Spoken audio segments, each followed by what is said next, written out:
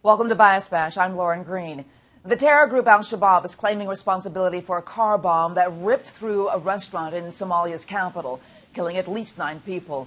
This is the latest terror attack carried out by the group in East Africa after launching other attacks in Somalia and abroad.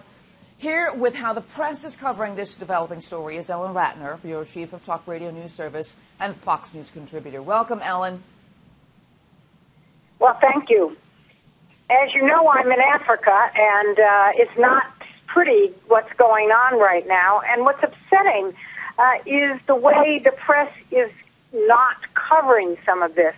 For instance, there has been some promises by the Kenyan government to actually have church leaders, to have the government give amnesty to any Al-Shabaab members that leave.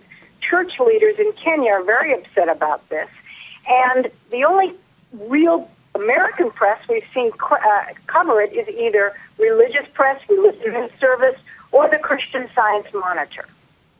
So basically, I mean, are they spending more time covering ISIS and ISIL? Is that why Al-Shabaab is not getting as much coverage? Well, that is certainly another issue. If you think about it, look, was it 2 weeks ago or a week ago, whatever, they dealt with this school there. Then they bombed a hotel where the UN chief of mission was staying from that country. And they just keep doing things. And then this week, a UNICEF truck, or car. So every week, they're doing more and more things. And the press is more focused on the new shiny object, which is ISIL-ISIS. Mm-hmm. But what is the Catholic Archdiocese saying about, or the diocese saying about the attacks?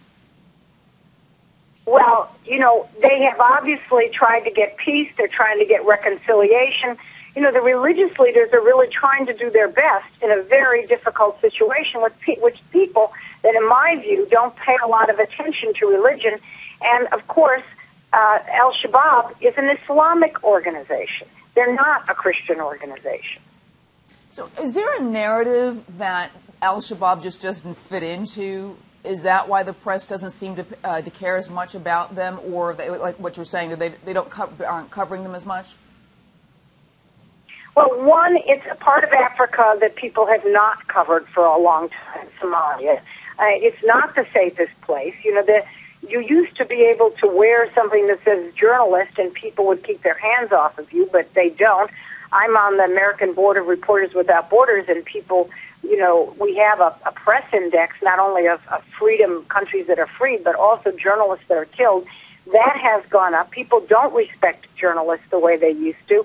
They regard them as pawns, and so journalists don't want to go there because they're not protected. But the press is also not focusing, and I see my own colleagues, your own colleagues, are not focusing on the dangers of being in a press person. Why aren't they in areas like this? Very interesting stuff, and you're right. One of the problems is that they're not there because it is very dangerous. I want to thank you so much, Ellen, for being on Bias Bash. If you want to hear more media analysis on this topic, catch Media Buzz with Howard Kurtz, Sundays at 11 a.m. Eastern and again at 5 p.m. Eastern on the Fox News Channel.